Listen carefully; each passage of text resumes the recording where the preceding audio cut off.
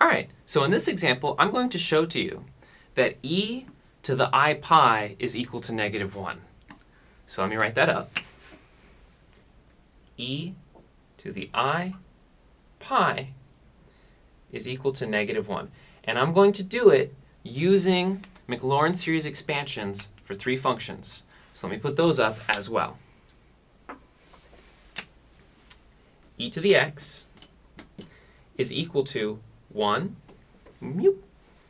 plus x squared over 2 factorial plus x cubed over 3 factorial plus x to the 4th over 4 factorial plus ... I'm also going to need that sine of x is equal to x minus x cubed over 3 factorial plus x to the 5th over 5 factorial minus x to the 7th over 7 factorial ...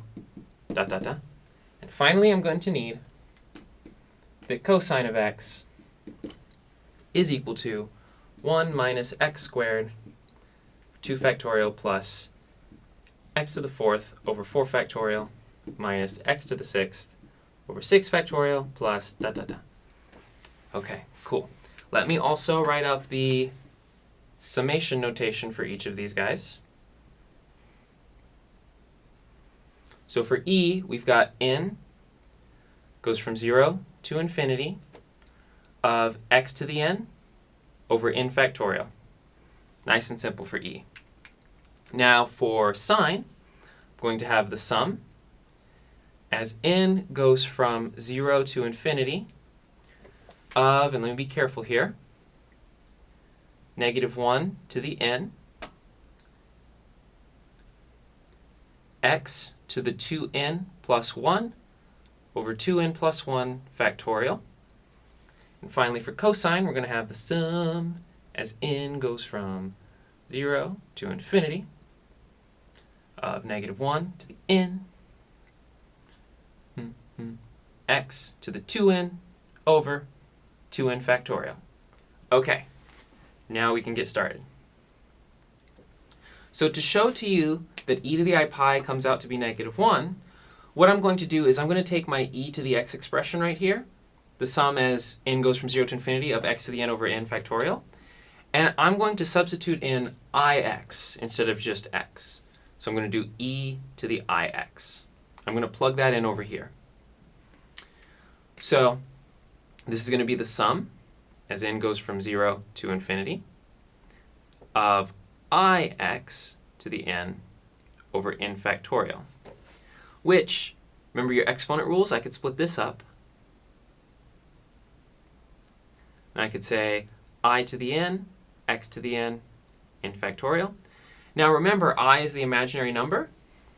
I is equal to the square root of -1. And so if I have I squared, that comes out to be -1. So as I start writing these out, I'm going to have I to the 0, which is just 1, x to the 0, which is 1, over 0 factorial, so just 1. Now when n equals 1, I'm going to have I to the first, so plus I, and then x to the first over 1 factorial, so x. Okay. Now when n equals 2, I'm going to have I squared, and I squared is -1. So that's going to become a minus x squared over 2 factorial. Okay, what about when n equals 3? Well, I squared is -1, and then I have 1 extra I, so that's going to be minus I x cubed over 3 factorial. N equals 4, I'm going to have I squared times I squared. -1 times -1 is 1, so the I disappears, and I just get plus x to the 4th over 4 factorial. I'm going to go out just a couple more terms in order for us to see what's going on here. If n equals 5, well, I to the 4th was just 1 and had no effect, and so I have 1 more, so that becomes plus I x to the 5th over 5 factorial. Let's do 6.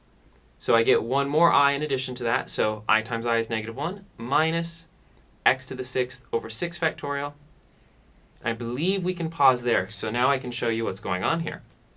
What I'm going to do is every term that has an I, I'm going to group together.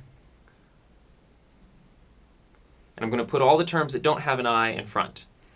So what I'm going to get is, writing everything without an I first, I'm going to get 1 minus x squared over 2 factorial plus x to the 4th over 4 factorial minus x to the 6th over 6 factorial. Of course, that's going to go on forever. I'll throw parentheses around this. Okay, now the I terms, well, they all have an I, right? So I can factor that I out of this, and I'll put it in front.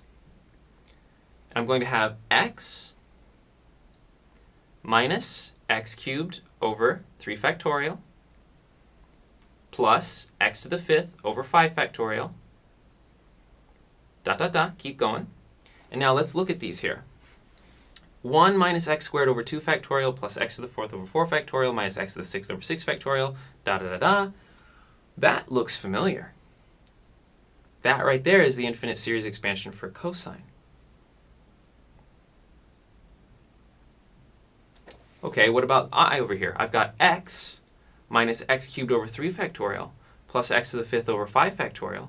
And if we kept going, you'd get minus x to the 7th over 7 factorial. That's the infinite series expansion for sine. So I have cosine x plus I sine of x. Well, that's interesting. So remember, equality carries, if you like if this equals this, and this equals this, and this equals this, right? We have that e to the ix is equal to cosine of x plus I sine of x. That's pretty weird. All right, so here's my new function. I found that e to the ix is equal to this right here, cosine x plus I sine of x. What's going to happen if I plug in pi? Let's say e to the I pi. Well, everywhere I see an x, I'm just going to put pi. So this is cosine of pi plus I times sine of pi. Well, what's cosine of pi? That's -1.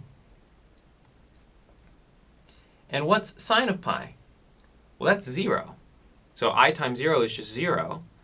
And so we got down to e to the I pi equals -1. So this shows kind of the power of Taylor series and infinite series expansion is you can show really cool stuff.